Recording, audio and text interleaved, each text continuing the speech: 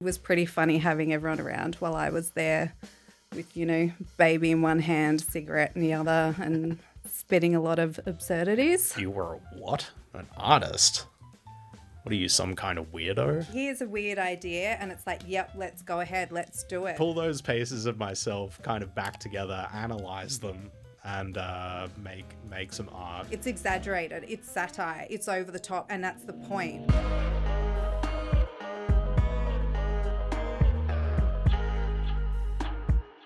Welcome to everyone watching. Welcome back to the Flats for another episode. Got some guests in the house. Thom and Bambi, welcome to the Flats.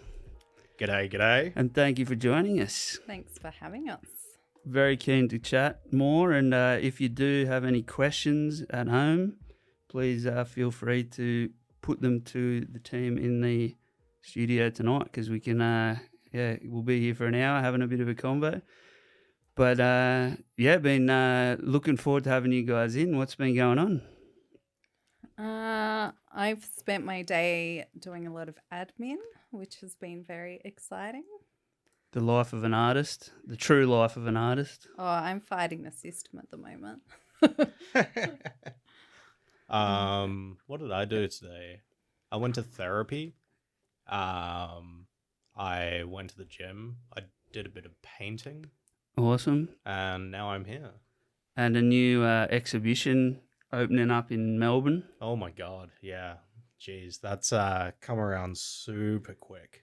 Very exciting though. When we were teeing up this podcast, we were talking about just how much shit you've got going on at the moment. So it's great to catch you. Yeah. It's a nice little break, to be honest. And yeah, just a good opportunity to talk about what is happening, I suppose. Yeah, awesome.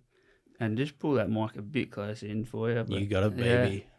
Yeah. But doing a bit of research for these eps, and what stood out for both of you is your profile, your text in your profile, Australia's worst artist, and the queen of absurd, and Australia's biggest buffoon, maybe we'll say.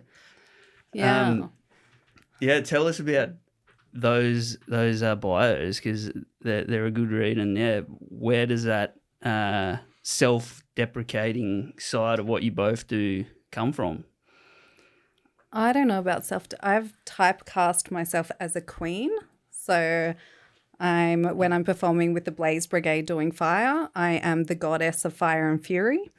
And all my characters tend to be queens or pretty fabulous. So I've got MC KREWD. She's a rapper. She's queen of the Govey Flats. That's a first. That's a very early MC KREWD. That was such a good photo. I had my whole family over. My grandmother had just died, and I had a gig, and that's like 12 years ago. What a wake! Yeah, it was pretty funny because not my whole family are artists or into my silly buggerness. So it was pretty funny having everyone around while I was there with, baby in one hand, cigarette in the other, and spitting a lot of absurdities. Classic. Yeah. Very, very me. Oh, yes, that was... You got quite the cast of characters in your work. Pardon? You got quite the cast of characters in your work. Yeah. So, that's KREWD Bits, which was Ink Bits and I, a duo. We were just best mates and always hanging out together. So we started getting booked as friends for things. First time we ever did a show together, it was our birthday. Their birthday's the 2nd, I'm the 1st of June. So we just had a really self-indulgent birthday party and booked all of Canberra's best performers. And we're rock and roll. Yeah, it was pretty rock and roll. And then... That's so good. Yeah.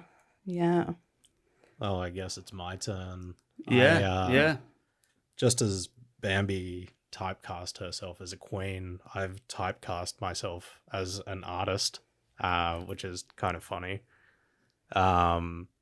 But yeah, the tagline "Australia's Worst Artist" came about last year.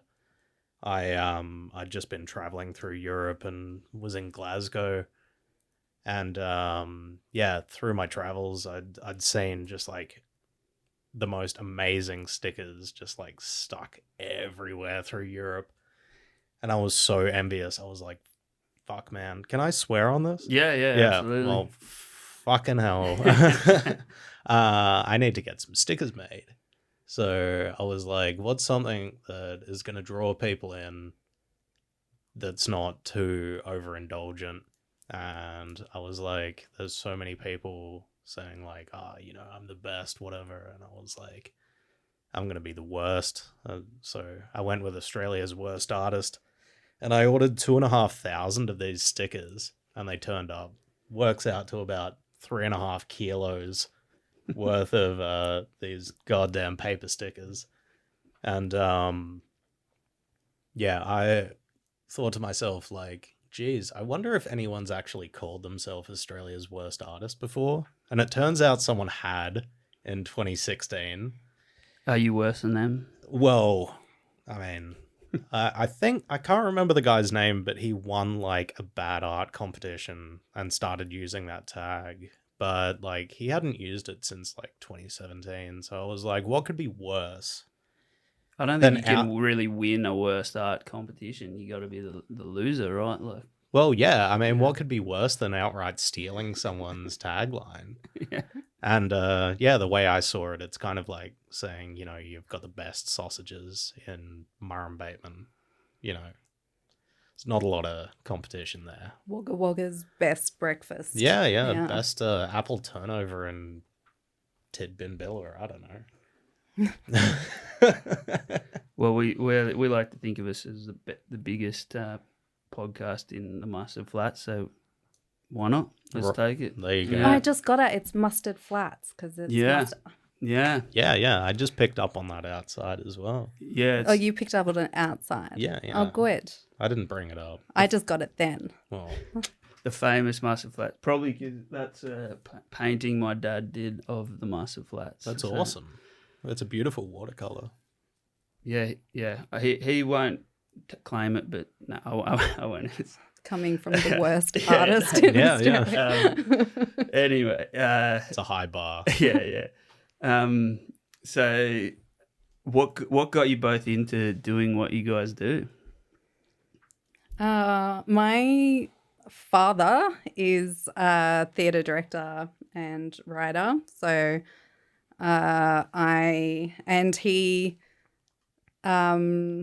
he'd been running workshops and everything since I was little. So I was going along to them and really my whole childhood, everything. It was quite magical. We were always in the theatre, surrounded. One of my favourite memories is as a kid was walking up Mount Taylor with a bunch of actors dressed up like vampires at a full moon to go do a photo shoot. And I was like, this is, like, for me, that was so exciting as a kid. And I think back to that and I was like, fuck, my family are weird. And like the more things we do together, like I just had my dad perform in a show with us, so Joe Woodward. And it was the first time he's performed for ages. He's got this Trinculo character who's a fool, Shakespeare's fool. And so we performed together and we were doing all these weird things. There he is, Mr. Woodward, sir. And I was backstage trying to stick my pasties to my tits. And then I was like, Dad, my pasties won't stick on my tits. And then Pablo Latona, the clown there, and we made up this song. And I just laugh because all these things that were normal in our family, all these theatrics and artists and weird Canberra legends coming over throughout my childhood, I was like, this is just life. And then as I got older, I was like, no, that's really weird. And then I quit drinking. And then again, it was like, no, this stuff isn't normal. And then got diagnosed with autism. And I was like, oh, it makes sense now. We're all just a bit weird around here. Look, I mean, you got to be, to take a shot at the arts, don't you? Yeah, definitely a character. But artists are the best. Hell yeah. Yeah. No, we're great. Yeah. I mean, Or the worst. or the worst. Yeah. The best Um, worst. Yeah. Yeah. So geez, where to start? So, I guess my first kind of introduction to art and creativity was through my uncle Paul. Rest in peace. Amazing dude. But yeah, every Christmas, basically, my mum and I would drive from Canberra to Adelaide because that's where I was born. That's where most of my family lives. And yeah, he'd take me out into his shed. He had this incredible shed in the backyard, like full of all sorts of trinkets and treasures. And, you know, we'd make these monster outfits using like, I don't know, parts of a microwave and like whatever other trash he had laying around. And yeah, we'd just go and spook the family and play dress ups and stuff. And yeah, when I was in school, I had it in my mind that like, you know, I had to do like economics and commerce and all of these dog shit subjects to like, I don't know, be to further my career or like be successful in the future. And pardon me, yeah, it was just horse shit, you know. I was just going against what I naturally wanted to do, which was just like make crazy shit and yeah, just like be creative, be a creative child. And it wasn't until year 12, I think, so I was like 17, and my homeroom teacher sat me down and she was like, Tom, you're doing terrible in most of your subjects.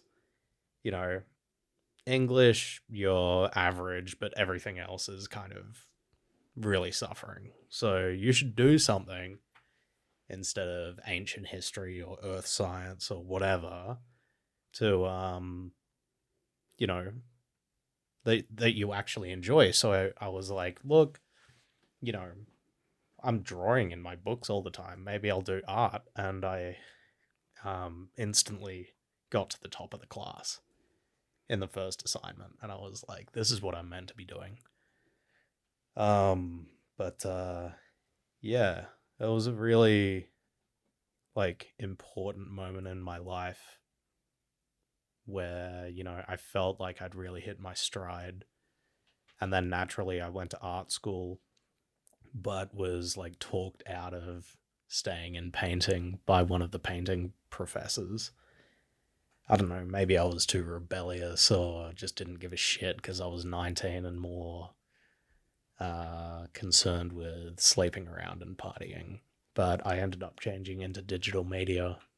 I think it wasn't until, 2023 where I started kind of like really taking it seriously again.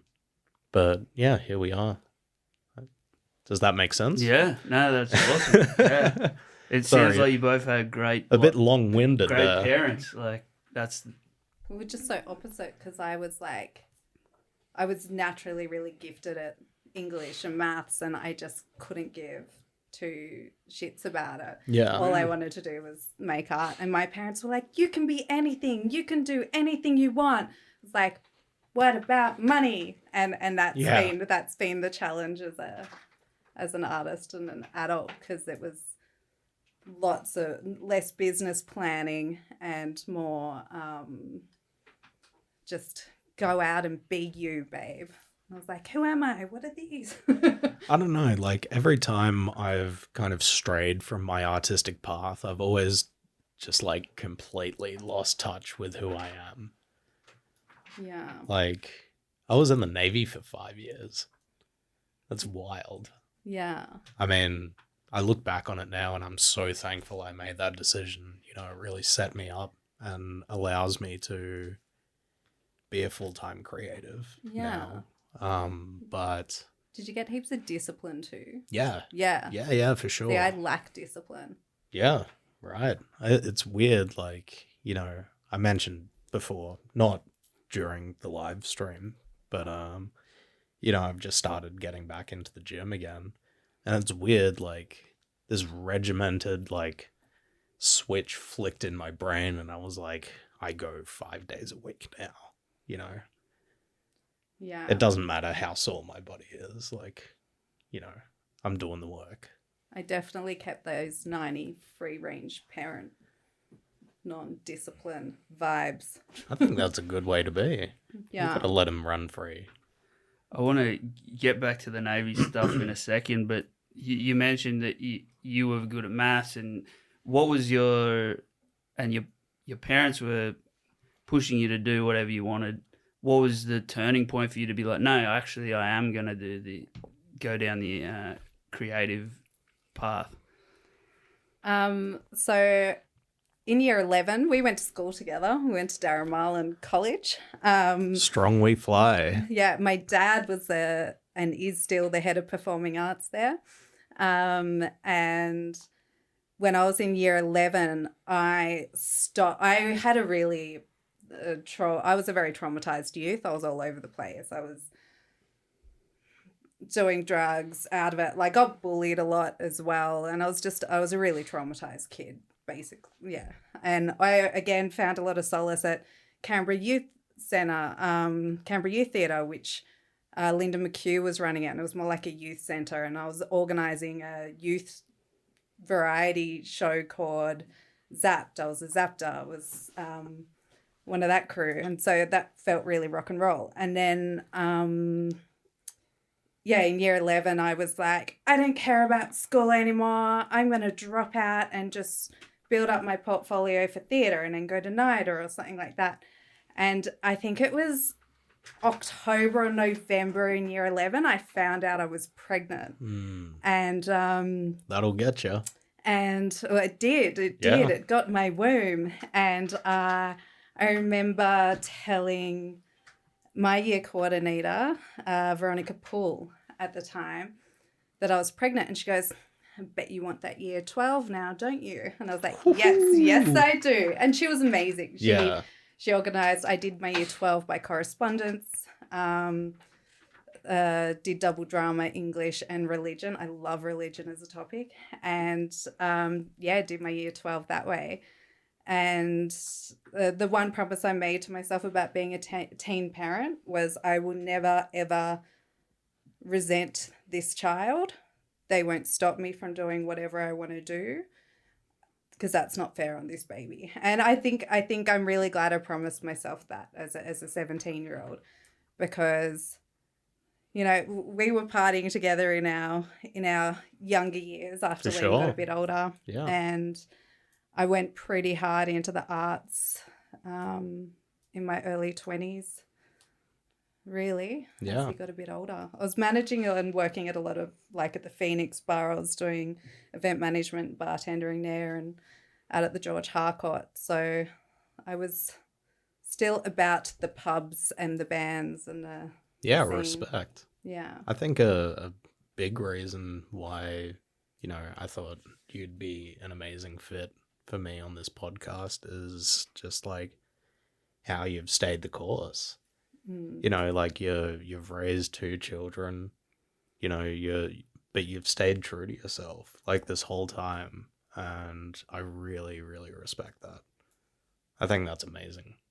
Yeah, I don't think it was a choice necessarily. I try to do other things. Yeah. I burn out. I can't. Totally. Getting diagnosed with autism was like, oh, okay. Because whenever I tried so hard to mask and fit in and do the jobs, and I've been quite okay at it, but I've got really strong justice sensitivity, and I get really, I don't know if I'm unmanageable, but apparently executives don't like it if you point out problems. Oh no! And I'm going, God how can forbid. how can you fix it if you don't know about it? But they're like, shh, yeah, don't make me look bad. and I just don't get it. I'm like, okay, I'll go write a poem about it. Yeah, awesome. Yeah. Mm. And Tom, similar sort of question. What was the turning point in the other way where you were like, I've got to go to the Navy? Like, why did you make that Oh decision? man, yeah. I mean, the short and curlies of it is the money. But ultimately, like in my early 20s after uni, I moved up to Sydney, and I had the intention of moving there for like 6 months, save up as much as I can, and then move to Berlin. I think, like, yeah, Europe was so high on my bucket list. It was always my white whale. But yeah, obviously that didn't happen. I worked probably about 10 to 12 bar jobs. I did some road crewing, so I was a roadie for a little while. Worked in like Screen Australia archives. Just like never really found a fit. I mean, the idea, because I transferred from painting into digital media. I had this romanticized idea that I'd be a filmmaker. So I think the biggest slap of reality for me out of uni was like going to Fox Studios and trying to get an internship, and then basically turning around and saying like, yeah, you've got an alright portfolio, but like we can offer you this 6-month internship. It'll be Monday to Friday. You'll probably be working from about 7 a.m. till 10 p.m. and it'll be completely unpaid. And I was like, I can't afford a train ticket, so I'm going to go to Centrelink and get back to you. So I went to Centrelink, and they were basically like, yeah, that's not an internship, that's slavery, Tom. So I think it was at that point where I was like, yeah, I'm like, I had 2 older stepbrothers in the Navy. They seem to be doing well, so I'm going to do that for a bit, set myself up, and then I can figure out the rest later. And what was that experience like? Like going from that creative mindset to in the military? It's not a common thing you hear about artists going like, nah, I'm going to go to the military. It's an unusual flag to be flying, honestly, being a veteran artist, but it's a bigger community than you think. But we'll get into that later. But I found all of my artist and musician friends and stuff. They were like, "Oh my god, the Navy, the military. You want to be part of that meat grinder? Like, they'll never let you in. There's no way." But they did, and then everyone in the Navy was like, you were what? An artist?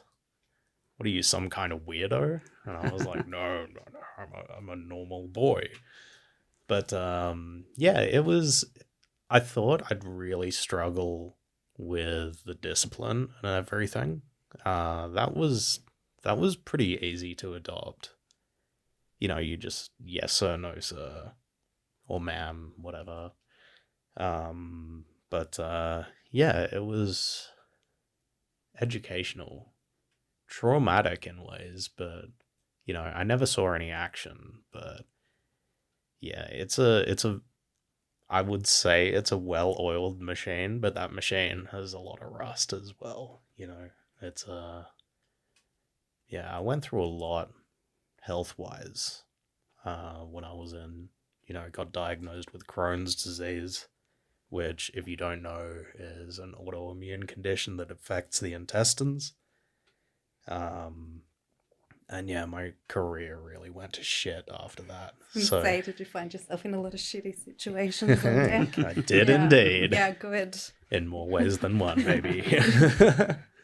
But yeah, I did my 5 years and got out, and yeah, never looked back. Well, in a sense. So you were glad to get out? I was. Because of my medical condition, I also suffered a a lot mentally as well. So yeah, afterwards, you know, when you get out, a lot of people just kind of like dust off their shoulders, they move on with their life. But you know, I had major abdominal surgery a few months after getting out, and you know, that was a lot to go through. Actually had a surgery, like another major one, the year before. So in the space of less than 12 months, I had 2 major surgeries related to my Crohn's. And yeah, found myself like really lost. Like when your entire life is planned out for you, you know, where you can look down the corridor and see exactly where you'll be in 20 years' time. And, you know, all the glory and bullshit that goes along with it, you know, is intoxicating in a sense. It gives you drive and purpose, and a sense of being in something bigger than yourself. And losing all of that, losing your identity. It's not just a job, it's like a whole life. You know, it was a lot to deal with, and it took me a few years after leaving to really kind of like come back to myself, I feel. And you've put some of that into your art now again. I saw the flag piece. Yeah, red, white, and blue. Yeah. Tell us a bit about that one. Yeah, so that artwork, red, white, and blue, is all about, well, flags. I just found the idea of this blind nationalism that people seem to follow, just so contradictory to human nature. And I just found the idea that, you know, there are many flags, 50, 70 something, I don't know, don't quote me on exact numbers, but like how many countries are out there that have red, white, and blue flags? It just seemed so irrelevant and so, you know, arbitrary compared to, you know, the cost of human life when these so-called countries fight each other over, you know, invisible lines in the sand, you know, or natural resources, or, you know, whatever. It's just, I think it's sad, you know, and I chose flags as the medium, not just because of that, but, my job in the Navy was communications information systems specialists. So they're kind of like the IT radio guys, but they also deal with all the nautical flags. So flags were very close to my heart as well in that regard. And I should note as well, those paintings were displayed in this like Parliament House for the Napier Waller Art Prize last year, which is pretty cool. I came second, according to XD Medici, who is a famous artist. Shout out XD Medici. I don't know how to contact you, but please reach out. I'd love. I'm sure he's a love to get a coffee. They're a watcher of the podcast. Here on live. Yeah. X, you know where to find me. The giant red flag. That's me. I was biting my tongue the whole time because you're being serious, and I kept on coming up with red flag puns. Red flag, Major Tom. I had to stop. God, myself. there's so much we could do with that. And you mentioned that early on that there's more artists than you think in the military, and now getting back into the art world, what do you see? What's their reaction to pieces like this, like the military's reaction? So firstly, shout out to the Australian National Veterans Art Museum down in Melbourne, NAM. They're the ones putting on my next solo show for the Melbourne Fringe. And they're an incredible organization that support veterans working in the arts, not just as a means of community and rehabilitation, which I care deeply about, but also facilitating exhibitions, networking events, workshops for full-time creatives as well that have done military service. I highly recommend looking them up. They're a beautiful organization. And yeah, incredible team to be working with. And then the Napier Waller Art Prize, which happens every year, I think, which is run by the Australian War Memorial. Yeah, wild. There's a lot of us. There's a lot of us out there, not just in the hobbyist realm, but professionals as well, that have done military time and, whose lives have forever been changed. I feel like there's this big assumption, and it's probably true in some aspects, artists are always very left-wing and anti-military and anti-this and that, but me personally, I'm never against servicemen or for me, it's always politics and government and people that serve. Like, there's never, for me anyway, any of that. And to, I guess, dismiss the importance of the art in recovery. And we look at our World War I vets that came back totally shell-shocked. Their therapy and their recovery was singing, was dancing, was arts, was music. My grandfather was prisoner of war in World War II. He was captured by the Germans and held in Stalag 18A. They built a theatre Incredible. That's so good. in the prison camp, and they, my grandfather was a violinist. They had a lot of Italians there as well. He got called the violin. Awesome. And he smashed his violin because he didn't want the Germans to get it when they got captured. He was front guard, so everyone was leaving the bay. And they built a theatre in there, and they did plays. They performed for each other. They had Maori men there doing ceremony in the prison camp. Like, that's what I think. Arts is what has kept so many traumatized people and so many throughout wars, throughout everywhere. It's sport and it's arts. Yeah. Like, legit. That's and sex work. That's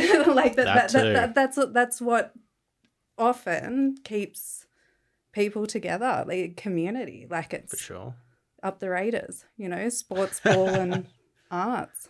Go sports ball. Yeah. And the artists are also the people in the context of wars that are documenting what happens and bringing that back to show the world what really happened. Did that play a part in what you've done since? What, like other veterans? Yeah, like just the side of documenting what happened to you and the other people around you when you were. I try not to be too literal, in my paintings. Whenever I try to represent, a physical form rather than an emotion or an action, it never works out the way I want it to. So, I mean, there are elements in my paintings, whether that's gesture or color used or composition, that subtly nod to a certain theme. My painting Gronk, if you want to pull that up, that was a direct response to the Royal Commission into veteran suicide. and like Which one was that? it's On- the on two Instagram. two big figures. Actually, it's the one in the picture you selected. Oh, of yeah, me. yeah. I'm in front of it. But yeah, it's two figures kind of grappling each other, I suppose.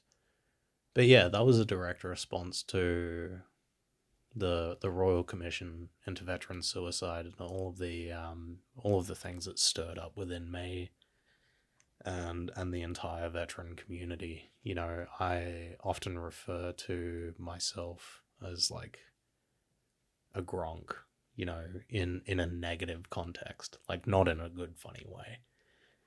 You know, this dark side of myself, the you know, the depression and the anxiety, and you know, that those two figures wrestling with each other is me. It's a self-portrait. But I mean, I guess that kind of answers your question, right? Yeah, Maybe. Oh yeah, there it is. Yeah. yeah. That's awesome. Yeah, it's the two sides of one coin. It's yeah. And Bambi, your art is a little harder to show in a photo. We've had a look at some of your photos, but what for people that want to know what is the essence of what you do, and what do you tell people?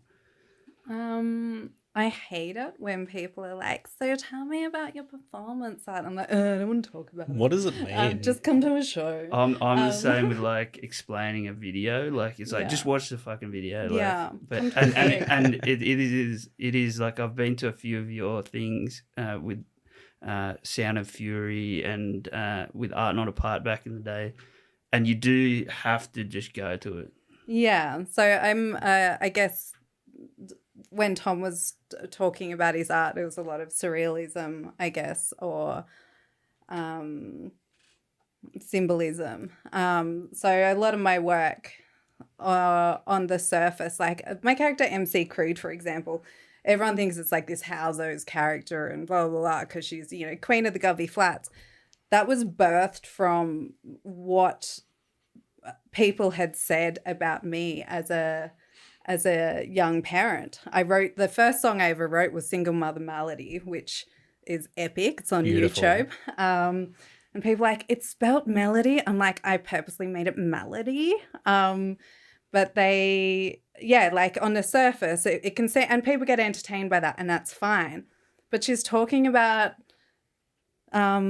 social issues. She's a lot of it came from, I fostered a young friend when she was a teenager, and I was absolutely appalled about the foster system. This poor girl watered the state and went through that many different workers. They're so short-staffed. Like, I could not believe the stories from her and her. Well, I could believe it, which was worse. So MC KREWD, that's a lot of her backstories.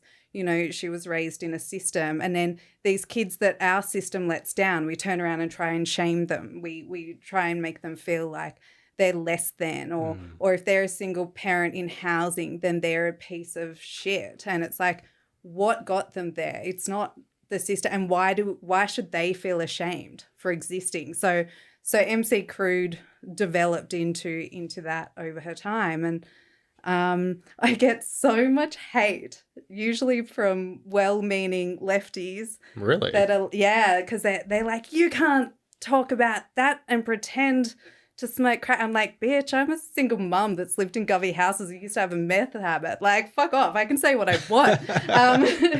And so, yeah, but it is that well-meaning generally, but it just, oh, there's Frankie McNair and Evan Buckley and Inkbits and Graham Love with MC KREWD. Evan, baby. Evan. Burley Griffin. Yeah, Burley Griffin. Shout out to Evan Buckley and Burley Griffin. Hey, Evan. Apologies for the quality there. I think it's Yeah, so we got funding to make that. It's part of a longer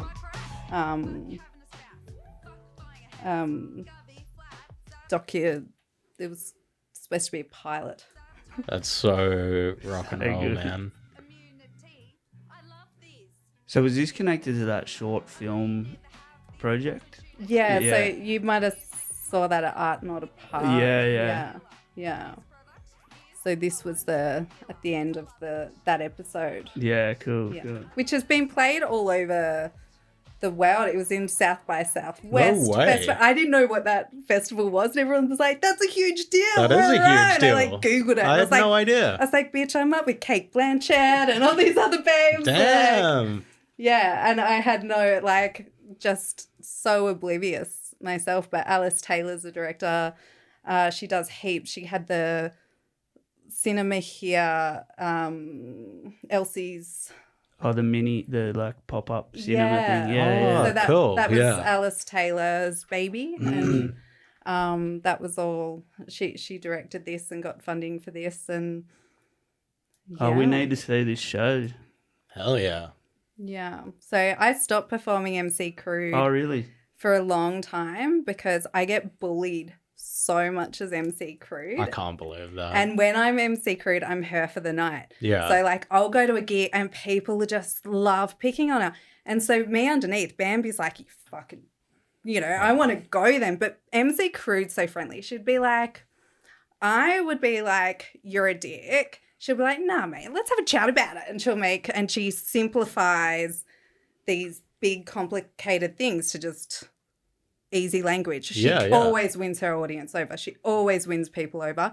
But it's exhausting because I'm an irritable old cow underneath. So I'm like, eh. Did I see that you're gonna bring her back? I performed her recently at No way. my brother's Did I miss it? gig. Shit. So my brother Tom Woodward, he's amazing. Check him out. Tom. But I Shout brought out. MC Crude back recently, and I'm so unfit now. Holy shit! I can't believe I used to do like whole 30 minutes, 40 minutes, hour long sets as her because by the time I did my first thing and got on stage, I was like, It looks super physical. Yeah. yeah. But yeah, she's a goer. I've just written a new song as her. She's a gore whore. Oh Her new my song. god. I should have it have a beat by. It's so hard producing my own beats now. I used to just I don't know. I need to collaborate more. I think, which means I need to leave the house more. True. Yeah. Well, any inspiring beat makers, where to go? I saw you had Genesis on here. Yeah. Yeah. Well, Genesis. We need a feature on the next Yeah. album. Yeah. MC Crude. I'll be happy with that. Yeah, no, that'd be awesome. Come get it. Work with Chris Endry a while ago. Chris Oh yeah, he's Yeah. been on the pod too. Oh, Has he? love Chris. Yeah. And his podcast as well. Yeah, he's overseas now though, isn't he? Yeah. Yeah. I don't think Australia could afford him anymore. Yeah. Preach. Another gem, Canberra gem. I wanted to ask about Art Not Apart. Did you ever do anything with Art Not Apart? No, but I think that's how we reconnected. Was that earlier this year? Was it? No, that was You Are Here. Oh, that's the other the festival all around Canberra. Was it you? This is the You Are Here? Acton one, New Acton one. No, never did anything with them. Yeah, I think you weren't living in Canberra. No, see, like throughout During there. that era, Bambi stayed in Canberra and really worked it. But I was in the Navy, and I've traveled the world a lot. But it was only August 2023 when I came back to actually live. I was here for a bit during the pandemic, doing security consultancy work for the government back in the war machine. But that's a very boring chapter of my life. everyone has their public service period. in Tell me Canberra. about it. I can't handle it because I'm like, the system is wrong. It is. Do you know Yeah. how many times World War II could have stopped if people listened to the little guys? Literally, the Germans got in a traffic jam trying to get into France. Someone flew over and let everyone know, and they're like, nah, that can't be right. Like, the amount of time, like, they were too scared to wake Hitler up that many times. And he could have just, anyway. You know, like, I'm like, listen to your little people. I'm telling you, it's even worse from the inside. Yeah, I could tell you so many stories, but, like, you know. You can't. You'd have to kill us. I'd have to kill you if I did. Well, if you do it on a podcast, you have to kill so many people. Not many with this podcast. They'd probably just send me to jail, honestly. Yeah, they what was that guy? He recently, anyway, yeah, he got locked up. Witness J was Witness K. Yeah. Jesus. But Man. anyway, Art Not Apart.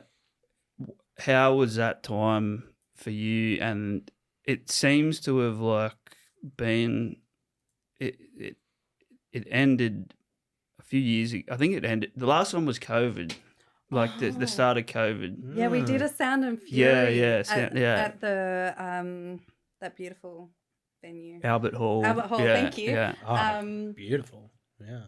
Yeah, and that was when the MC KREWD film was on, and that was like we'd just seen that COVID was a thing, and everyone was like, "Oh, okay." And it was literally like that weekend. They were like, "This is going to be the last." Art Not Apart got COVID, and had COVID, and they were there, and so they like locked down everything, and we copped flack for doing Sound and Fury a bit because people thought we shouldn't have gone ahead for it, but we were like, if this is about to be a thing, let's have our last. No, it was awesome. Party. It was really cool that it was the last thing. I remember, yeah. But yeah, that year, 10 years or so, what was that like for you as a performer? Art Not Apart was great. They offered so many opportunities. Like I did a show called a KREWD Chambers there, and I was like, it's a performing arts bordello in the middle of New Acton Arts Precinct, and I used they let me use an apartment in there, so I walked into this apartment. I'm like, I get to do a show in here, and sick. it was really, and I was like, here's a weird idea, and it's like, yep, let's go ahead, let's do it. Here's some funding. Here's how we're going to make it work. We're going to help with it, because for me as an artist, the promoting, the producing, it's all essential things that is so exhausting. And Art Not Apart, Dave, the whole crew, they just did. I learned so much from them as well, from watching how they do things, but treated so well as an artist in general. And Michael, Lou, like the whole gang. I love the whole crew. But it was really such a. I had just had my daughter Maya, first Art Not Apart, or first one I was a part of, and it was Sound and Fury, and I just came in as a rover, and yeah, I guess that period it just opened up. Here's some funding. Here's your art. Got a weird idea. Let's make it happen. I was like, can I throw sugar everywhere? Yeah, go on, babe. Awesome. You know, like it was just like, yeah, Gregor will clean it up. And particularly Sound and Fury too. Yeah. So the Shanoa Miller baby. I've worked with Shanoa a lot over the years with Little Dove Theatre Art as well. They've just done a season of 6 women over at Edinburgh Fringe. Edinburgh. Beautiful city. And Sound and Fury, that was definitely one where I thought I could develop these acts and take them to any venue, and the venue would be like, yeah, no worries, throw destroy sugar. the joint.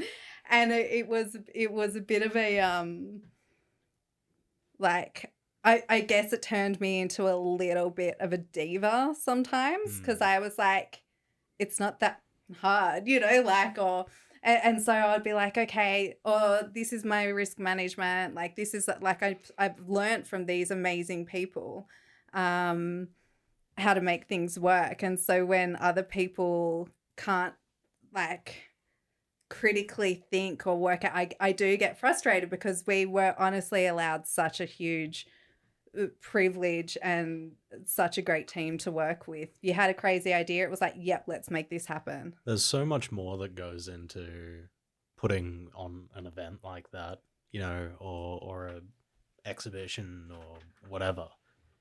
It's so much more, than what you see on stage or what you see on canvas. It's like the amount of work that goes in and the amount of just dedication that goes unseen is truly astounding. Yeah, I guess, like, yeah, Art Not Apart, and those Art Not Aparts that were included in the Sound of Furies that were included in Art Not Apart, we definitely were just so well looked after and supported as artists, paid appropriately, And rehearsals paid for. It was so many artists too that was just like, now that over that 10-year period are now some of the biggest international acts, visual artists. It was just crazy how much came out of that festival. Oh, and across, like, all the platforms. So visual artists, like there was a shot that we just saw there of Genesis Owusu in that event. So No way. he was a part of Not a Part as well. That's So yeah, cool. just very cool to see that go through. Pretty much talked about everything. What I want to do is, there's always no people in the military, performers, artists are no shorter stories. So I wonder if we could get a couple of juicy stories, nightmares, terrible stage performances. Yeah, what's some juicy stories we can finish on? I guess I'll go first. Can I talk about my upcoming exhibition? Yeah. Yeah, so it's called Narcissist. So all of my shows that I put on my exhibitions have a tie back through the name to kind of where I'm at in my life. And I've just, for 4.5 months ago went through like a really shitty breakup, which I won't get into, but the word narcissist came up through the grapevine.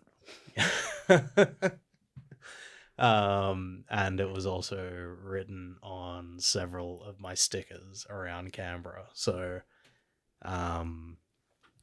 I kind of took that opportunity to not only develop a new body of work, but to really have a look at my life and my shattered inner person. When you go through something that breaks you down so fundamentally, there's two things that you can do. You can wallow in it, which is healthy to do, but not long term, and then, you can do something about it, is the other thing. So, I started going to therapy, started going to the gym, started educating myself. I think that was the biggest thing. So the exhibition kind of follows that timeline from, the initial break of the heart, through to where I am now, in a very non-linear sense. It's because healing in itself is not a linear process. You have ups and downs.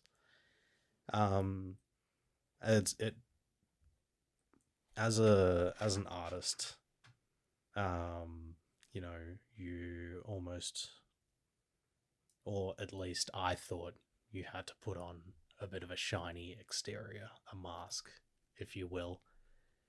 And through therapy, you know, I've started referring to that side of myself as the narcissist. You know, is this shell, you know, this performative aspect of what I do. But yeah, so just kind of doing that. Does that make sense? Yeah. Yeah. I laughed because when I saw your post and it was like, they've been called this, that, and it was like narcissist, I thought of this joke when I didn't know your upcoming exhibition was, sorry, Yeah. bad fan. But yeah, I like read that and I just thought when I was a kid, my parents, I don't know what it's from, but they used to have this joke and Dad would be like, wow, I don't know why everyone says you're so dumb. And the person's like, thanks. Hang on, who says I'm dumb? And that's how I felt when I saw the narcissist. And I was like, why does everyone? I'm like, wait, who says I'm a narcissist? And now I'm like, oh, that makes sense. But I also was like thinking, every time I've been called to my face a narcissist or anything, I'm always like, why is it always people that I suspect are narcissists that call me narcissist? And then I'm like, am I? And then I'm like, am I a narcissist? And I Google, I'm like, oh, maybe I was being. I'm like, yeah, you can be a dick. But we're so quick to label each other because the moment you label someone as something, it's propaganda. There's no, you can't fight it. So someone's like, oh, they're a narcissist. It doesn't matter what you say. You've got this label. And we do that to people all the time. That's why I wrote that article, Fascism Painted Green. Yeah. Like, it's, you know, it really, you know, it hurt a lot. And it got me like really questioning my self-worth, which was already in the fucking bin, like, mind you. So, I mean, through this therapy and through this art making process, you know, I've managed to like kind of pull those pieces. Yeah, my foot hit the thing. Got deflated. Where was I? Pull those pieces of myself kind of back together, analyze them, and make some art and kind of see how the puzzle fits back together. What a gift. Yeah, it will be the most honest exhibition I've ever done, and it scares the living shit out of me, but it's really important for this healing journey, and you know, this yeah, I don't know. Whenever someone gets like destroyed and heartbroken, I'm like, and they're an artist, I'm like, oh, I cannot wait to see what this brings, baby. Man, I was in the gym. Greatest hits, here we come. I was in the gym the other day, and you know, just got chatting to this guy in the sauna about like, you know, what I went through and like this healing journey I guess I was on, and he was like, bro, breakups make bodybuilders, and I was just like, that's hilarious and toxic, but give me some of that toxic. Yeah. One day at a time. Body. There was a whole, like, I think one of the Kardashians or someone had a whole series that was like revenge bodies. Oh my god. Yeah. Give me a break. Yeah. I think I need to be destroyed so I can get my revenge body back. Jesus. Yeah. Don't destroy me. Yeah. Anybody. Please. Yeah. Please don't hurt me. You know who you are. I'm too intolerant now. Oh. Yeah. Next question. Stories, final stories we should mention. I feel like all of my like juicy stories are like not for podcast consumption. That's very fair enough. Yeah. I did once put on first MC KREWD show I ever, so I've got a full-length cabaret. I did a season of it at the Butterfly Club in Melbourne, which is closed now, which is sad, except I was 24, I think. I was 24, but I felt like I was not like, I felt like a child, not in like a youthful, cool way, just like terrified. Makes sense. Sure. Autistic, didn't know. Yeah. But I was like, I did not sell one ticket to that whole, to the opening night. Yeah. And like, they were like, oh, pay a promoter. And like, I learned heaps, don't get me wrong. I learned how to write a press release. I learned all these awesome skills doing that show from Tom. I've got a mental blank on his name, but he lived in Melbourne. You might have met him. Dickens. Dickens. Yeah. No way. So he was booking the Butterfly Club at the time, and I learnt heaps, but it was really tough. I've never sold a show well in Melbourne. I just don't think I have the network. Maybe it'd be different now, but I haven't tried for a long time. I'm performing in Melbourne soon, though. No way. But When? I'm not booking it or promoting it. So. Not for Fringe. Well, no, we're doing a metal Halloween No shit. show, and there's going to be wrestling. I'm going to be at a wrestling show. That's so cool. So I'm going to take one of my metal acts to that. It's going to be amazing, brilliant, queenly behavior, right? So I'm really excited. I'll be emceeing that and doing some burlesque. When I do burlesque, it's not necessarily sexy burlesque. It's usually absurd. So I'm going to go get weird in Melbourne. Can't remember what I say. Oh, yeah, Butterfly Club, ADHD. Butterfly Club, I didn't sell one ticket. And it was like rough. And they were like, here's a commiseration drink. And I was like, thank you.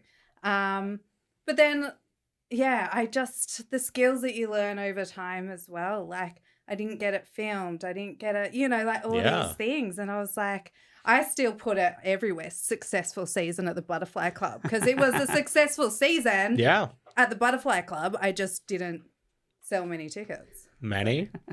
Any?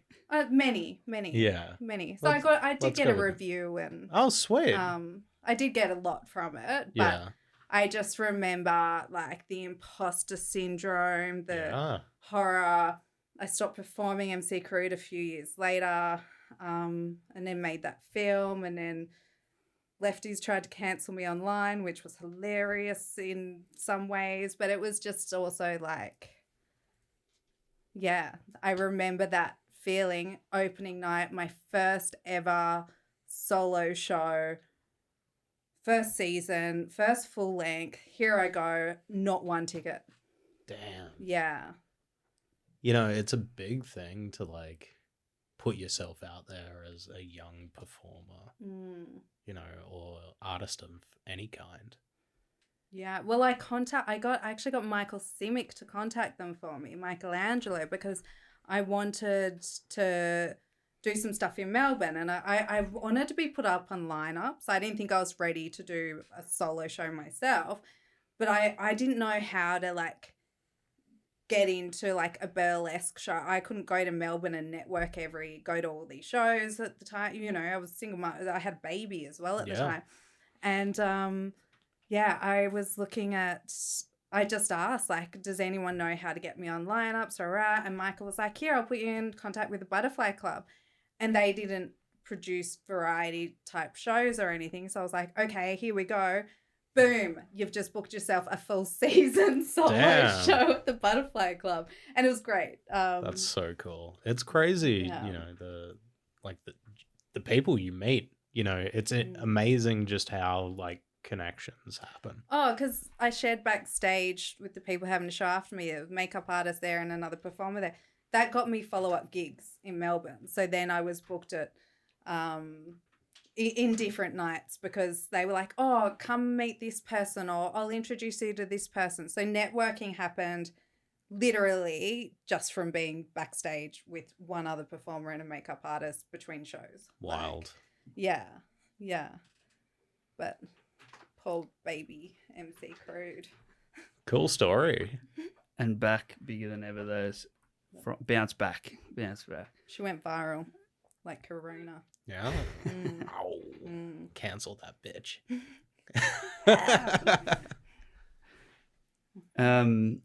I half want to. How did you get cancelled? What was? Is that something you want to talk about, or is it? Look. Is it just a joke? No, it's just like well-meaning folk that are like, unless that person has lived that life or has done this, they can't joke about that. And I was like, sorry. Even if I didn't have this life experience, no artist like you can have characters. You don't have to have lived the same life as your character. That's what actors are doing. I mean, have you ever Like- seen a movie? What? Oh, like, you know. Terminator 2. Sorry, that's my favorite. No, like, you know, Yeah. in any movie, like, do you think, you know, old mate, what's his name, Muscles, is actually Superman? Yeah. You know, like, he's playing a role. Like, What? you know, I'm just saying. No. y- Not y- Superman. No. I'm just saying, like, it's an act.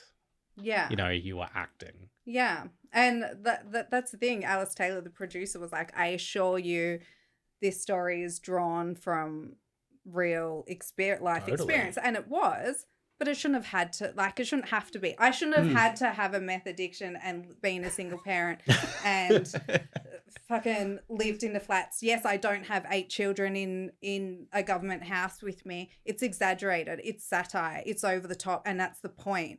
And the whole point of MC KREWD is going F you to these systems Yeah. that screw over vulnerable people. And why should those vulnerable people feel ashamed? And then I try to get cancelled by social justice warriors. And I'm just like, for me, I'm like, intention matters.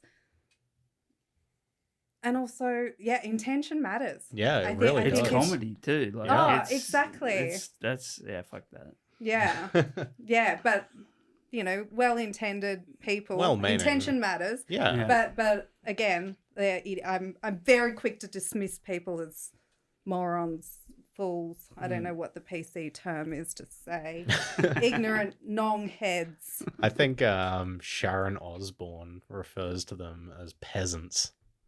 Oh, that's a bit classist, darling. She's so working class, though. Was. Was. I like, like- was. Yeah, but she can't say that anymore. No, because- maybe not. Maybe not. because, yeah, but that's what I mean. She should be able to, like, Yeah. yeah, Calm down. settle down. Yeah. Awesome. Life's Well, too short. awesome to chat. Bambi, any places people can catch you next before we go? Yeah, so we've got Canberra. We've got the circus festival's coming up and is on, and there's heaps of cool stuff going on. Pablo Latona's got a show there, which will be great. I'm doing on the Thursday, the 3rd, 4th date of October, I'll be doing a cabaret show in the Big Top with Alias. Oh yeah. Sweet. And we're performing Roving at Night Fest as a couple of hot birds, and telling some bird facts to the kids, the adults, anyone who'll listen. And I've also got I do children's entertainment too. I'm not all crack and fun. I do bubbles. So I've actually got a bubble and variety backyard gig coming up for a fundraiser. My poor dog's just been diagnosed with mast cell tumours, and she's a gnarly Nala, Princess Nala. I didn't choose her name. But so kids come along, bring your kids. There'll be bubbles. Michael Simic will be playing. I've got RPG. DJs coming along and supplying sound. I've got dyslexic Dogan. I've never said that out loud. Doing a DJ set as well. Awesome. We'll have bubbles stalls, so limited tickets because it's backyard gig. But I'm hoping to get a bit of support and love. Love the backyard Papa. gigs. Yeah. I love backyard gigs. Yeah. I've got to stay. I've got it all, baby. Awesome. Yeah. Well, everyone go check it out. Go check out Narcissist if you're in Melbourne. And I'm sure you 30th of September. 30th of September. I'm sure you'll be doing more stuff around Canberra. Yeah, soon. I've got some work up at a pop-up shop in Braddon, level 130 Lonsdale Street. Pop-up vintage store called Get It Together. So I've seen some pics. Yeah, it looks awesome in there. yeah, it's some super good gear rad. in there too. Yeah. Shout out to AJ, what a legend.